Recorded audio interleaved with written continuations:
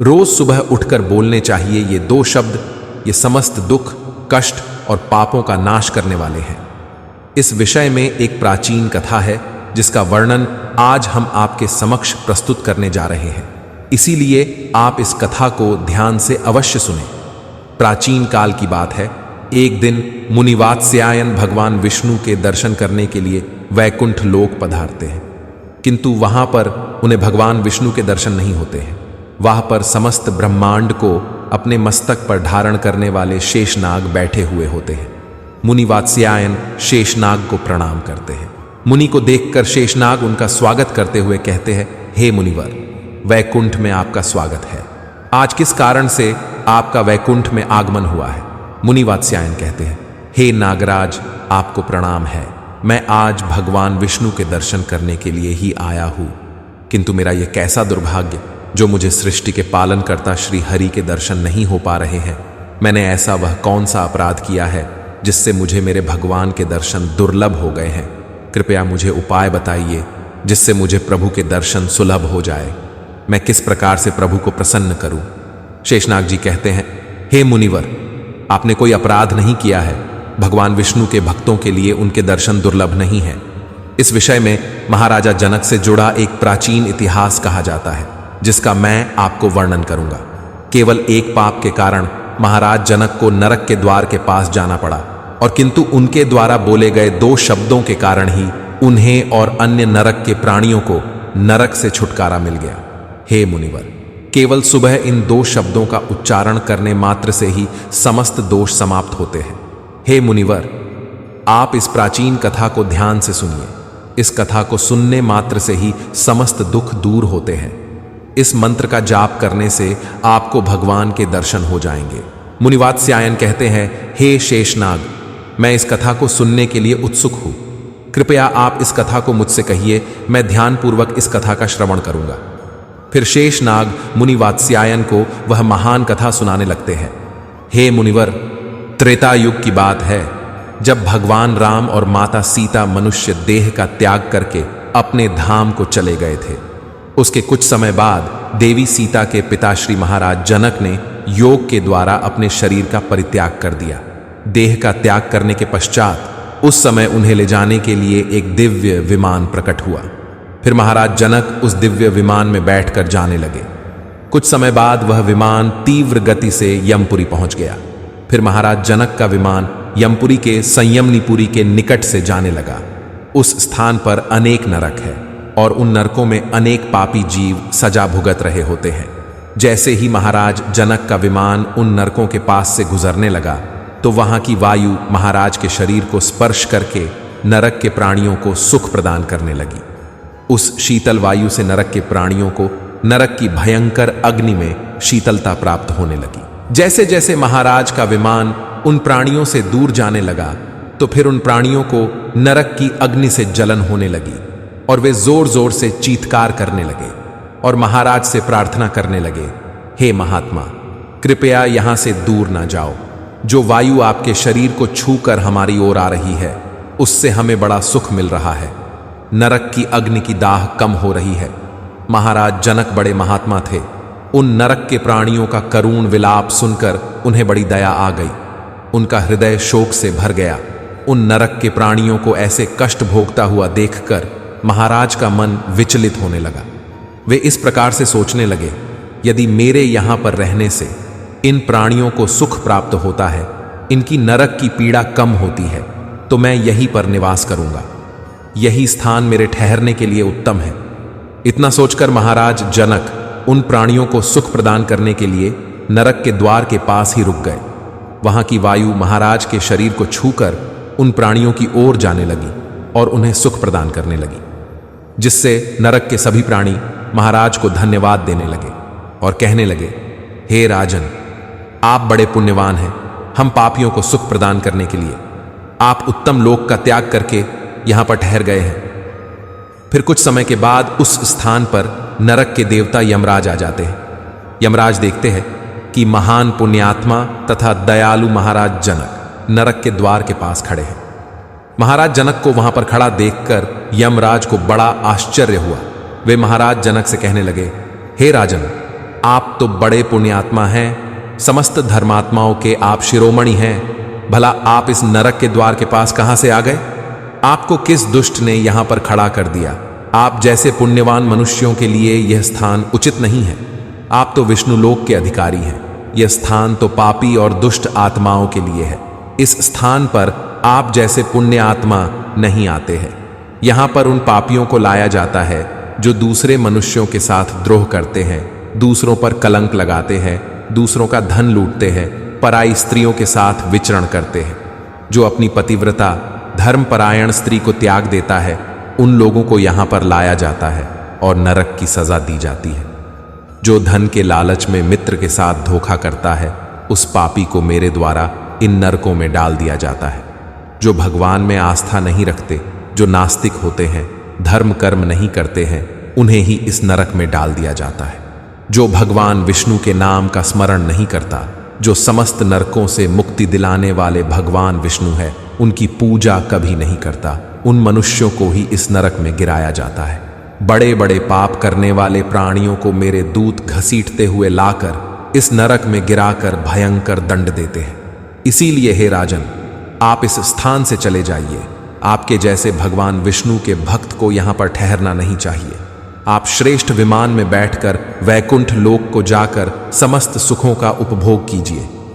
यमराज के द्वारा इतना कहने पर महाराज जनक कहने लगते हैं, हे धर्मराज, इन प्राणियों का करुण विलाप सुनकर मुझे इन पर बड़ी दया आ रही है। मेरे शरीर से स्पर्श करके जो वायु इनकी ओर जा रही है, वह इन्हें सुख प्रदान कर रही है। इसीलिए मैं इन प्राणियों को ऐसे कष्ट में छोड़कर नहीं जा सकता। यदि आप नरक में पड़े इन प्राणियों को छोड़ दें तो मैं यहां से चला जाऊंगा। फिर यमराज कहने लगते हैं, हे राजन, देखिए आपके सामने ये जो पापी खड़ा है, इसने अपने मित्र की पत्नी के साथ अत्याचार किया है, जो इसे अपना भाई मानती थी। इसीलिए मैंने इसे 1000 वर्ष के लिए इस नरक में डाल दिया है। सजा भुगतने के बाद इसे सूअर के जन्म में डाल दिया जाएगा। ये जो दूसरा पापी आपके सामने खड़ा है, इसने बलपूर्वक पराई स्त्रियों को आलिंगन दिया है। इसीलिए इसे 100 वर्षों के लिए इस रौरव नाम के नरक में डाला गया है। और उसके पास ये जो तीसरा पापी खड़ा है, ये बड़ा ही नीच है। इसने दूसरों का धन चुराया है, इसीलिए इसके दोनों हाथ काटकर इसे नरक में पकाया जा रहा है। ये जो चौथा पापी है, इसने अपने द्वार पर आए अतिथियों का कभी सम्मान नहीं किया, सदैव उनका अपमान ही किया है। इसीलिए इसे अंधकार से भरे तमिश्र नाम के नरक में डाल दिया जाएगा। ये जो पांचवा पापी है, इसने हमेशा ऊंचे स्वर में दूसरों का अपमान किया है। ये छठा पापी खड़ा है, इसने कान लगाकर दूसरों की निंदा सुनी है। इसीलिए इन दोनों को भी 100 वर्षों के लिए नरक में डाला गया है। ये जो स्त्री है, इसने कभी अपने पति का सम्मान नहीं किया, सदैव अपने पति का अपमान ही किया है। इसी कारण से इसे भी नरक में कष्ट भोगने पड़ रहे हैं। ये जो दूसरी स्त्री है, इसने व्यभिचार किया है, अपने गुणवान पति को छोड़कर दूसरे पुरुष के साथ भोग विलास किया है। ये जो अन्य स्त्रियां हैं, इन्होंने भी भांति भांति प्रकार के पाप कर्म किए हैं। इन्होंने दूसरों को बासी अन्न खिलाया है, द्वार पर आई गायों को मारकर भगाया है, कभी तुलसी की पूजा नहीं की है। इसीलिए इन्हें भी नरक में कष्ट भोगने पड़ रहे हैं। इस प्रकार से यमराज ने अनेक पापियों की ओर इशारा करते हुए उनके पापों का वर्णन किया और फिर महाराज से कहने लगे, हे राजन, ये सभी पापी लोग अपने कर्म बंधन से बंधे हुए हैं। इनको इनके पाप कर्मों की सजा ही मिल रही है। जब इनकी सजा की अवधि पूर्ण हो जाएगी, तभी मैं इन्हें यहां से मुक्त करूंगा। आप इनके लिए कुछ नहीं कर सकते, इसीलिए आप शीघ्रता से यहां से दूर चले जाइए। फिर महाराज जनक कहने लगे, हे धर्मराज, मैं भगवान विष्णु का परम भक्त हूं। मुझसे इन प्राणियों का दुख देखा नहीं जा रहा है। कृपया आप इन प्राणियों की मुक्ति के लिए उपाय बताइए। यमराज कहने लगते हैं, हे राजन, इन पापियों ने भगवान विष्णु की कभी आराधना नहीं की है, फिर इन पापियों को नरक से कैसे छुटकारा मिल सकता है? एक बार नरक में गिरने के बाद ये सभी पापी जीव अपने मुख से भगवान विष्णु का नाम भी स्मरण नहीं कर सकते। किंतु यदि आप आपके द्वारा किए गए पुण्य इन प्राणियों को प्रदान करते हैं तो इनकी मुक्ति हो सकती है। केवल यह एक ही उपाय है जिससे इन प्राणियों को नरक से छुटकारा मिल सकता है। फिर महाराज जनक कहते हैं, हे धर्मराज, कृपया आप ही बताइए मैं अपना कौन सा पुण्य इन प्राणियों को प्रदान करूं जिससे इन प्राणियों को नरक से छुटकारा मिलेगा। यमराज कहते हैं, हे राजन, एक दिन आपने ब्रह्म मुहूर्त में जागकर भगवान श्री राम का स्मरण किया था। उस दिन आपने राम नाम का जाप किया था। उसी का पुण्य आप इन प्राणियों को प्रदान कीजिए जिससे इनका नरक से उद्धार हो जाएगा। हे राजन, राम नाम की महिमा बहुत बड़ी है। जो भी मनुष्य सुबह जागने के बाद राम नाम का जाप करता है उसके समस्त दोष समाप्त होते हैं। भगवान विष्णु के सहस्र नामों के जाप के समान फल केवल राम नाम का जाप करने से ही प्राप्त होता है। फिर महाराज जनक ने अपने जीवन भर किए हुए राम नाम के जप का पुण्य उन नरक में यातना भोग रहे पापियों को दे डाला, जिससे नरक के समस्त पापी जन तुरंत ही उस स्थान से मुक्त हो गए और दिव्य शरीर धारण करके उत्तम लोकों को जाते हुए महाराज से कहने लगे, हे राजन, आपकी कृपा से हम सभी पापी जन एक ही क्षण में इस दुखदाई नरक से छुटकारा पा गए हैं। अब हम सभी परम धाम को जा रहे हैं। आपका कोटि कोटि धन्यवाद है। उन नरक के प्राणियों को दिव्य शरीर धारण करके मुक्ति प्राप्त करता हुआ देखकर महाराज जनक को बड़ा आनंद हुआ। वे सभी नरक के जीव महाराज जनक की प्रशंसा करते हुए दिव्य लोक को चले गए। उन प्राणियों के चले जाने के बाद महाराज जनक के मन में एक शंका उत्पन्न हुई और वे यमराज से कहने लगे, हे धर्मराज, अभी इसी क्षण मेरे मन में एक शंका निर्माण हो गई है। कृपया आप मेरी इस शंका का निवारण कीजिए। यमराज कहते हैं, हे राजन, आपके मन में जो भी शंका हो निसंकोच होकर पूछिए। फिर महाराज जनक कहने लगते हैं, हे धर्मराज, आपने कहा था कि पाप करने वाले मनुष्य ही आपके इस नरक के द्वार पर आते हैं, धर्म कर्म करने वाले लोग यहां पर नहीं आते हैं। तो फिर हे धर्मराज, किस पाप के कारण मेरा इस स्थान पर आगमन हुआ है? इसीलिए कृपया आप मुझे मेरे पाप के बारे में बताइए। मैंने ऐसा कौन सा पाप किया था जो मेरा इस नरक के द्वार के पास आना हुआ? फिर धर्मराज कहने लगते हैं, हे राजन, आपका पुण्य बहुत बड़ा है। इस पृथ्वी पर आपके समान पुण्यवान कोई और नहीं है, किंतु आपके द्वारा अनजाने में ही एक पाप हो गया था। उसी पाप के कारण आपको इस नरक के द्वार के दर्शन करने पड़े हैं। एक समय की बात है, आप रथ में बैठकर वन के मार्ग से गुजर रहे थे। वहां पर एक गाय वन में चर रही थी। आपका रथ उस गाय के सामने चला गया, जिस कारण से आपके द्वारा अनजाने में ही उस गाय के चरने में रुकावट निर्माण हो गई थी। इसी एक पाप के कारण आपको नरक के द्वार के दर्शन करने पड़े। मनुष्य को गायों को कभी सताना नहीं चाहिए। गायों को कष्ट देने वालों को भयंकर नरक में डाल दिया जाता है। किंतु आप बड़े पुण्यवान हैं, आपने अनेक गायों की सेवा की है। आपके द्वारा अनजाने में यह पाप हुआ था, इसीलिए ही आपका इस नरक के द्वार के पास आगमन हुआ है। किंतु हे राजन, इस समय आपको उस पाप से छुटकारा मिल गया है। इसीलिए आप अब अपने विमान पर बैठकर शीघ्र ही परम धाम की ओर प्रस्थान कीजिए।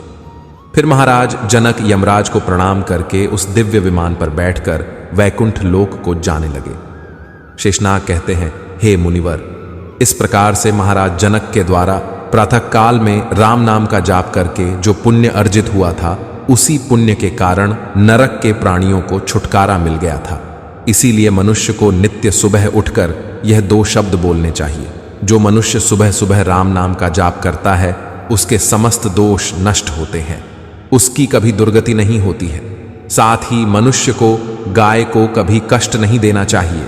जो गायों को कष्ट देता है, उनका भोजन चुराता है, गायों को पानी पीने के लिए बनाई हुई बावली को तोड़ता है, भूखी गायों को दुर्लक्ष्य करता है, गायों का रक्षण नहीं करता, गायों को भोजन नहीं खिलाता, उसे नरक में ही गिराया जाता है। फिर मुनि वात्स्यायन कहते हैं, हे शेषनाग, आपका धन्यवाद है। जो आपने राम नाम की महिमा का गुणगान किया है, इससे मैं अत्यंत संतुष्ट हो गया हूँ। फिर मुनि वात्स्यायन ने अपने आश्रम में जाकर नित्य सुबह जागकर राम नाम का जाप किया और भगवान श्री राम का स्मरण करने लगे। फिर एक दिन साक्षात भगवान विष्णु उनसे मिलने के लिए उनके आश्रम पर पधारे और उन्हें दर्शन देकर कहने लगते हैं, हे मुनिवर, मैं आपकी भक्ति से अत्यंत प्रसन्न हूँ। अब आप इस दिव्य विमान में बैठकर वैकुंठ लोक को चलिए और चिरकाल तक वहां पर मेरे साथ निवास कीजिए। फिर मुनि वात्स्यायन दिव्य विमान में बैठकर वैकुंठ लोक को चले जाते हैं। तो दोस्तों, इस प्रकार से मनुष्य को रोज सुबह उठने के तुरंत बाद राम नाम का जाप करना चाहिए, भगवान श्री राम का स्मरण करना चाहिए। इससे उसके जन्म जन्मों के पाप नष्ट हो जाते हैं। आपको यह कथा कैसी लगी कमेंट करके अवश्य बताइए। अगर यह जानकारी आपको अच्छी लगी तो वीडियो को लाइक जरूर करें, कमेंट में जय श्री राम अवश्य लिखें, साथ ही चैनल को सब्सक्राइब करें। आप सभी का धन्यवाद।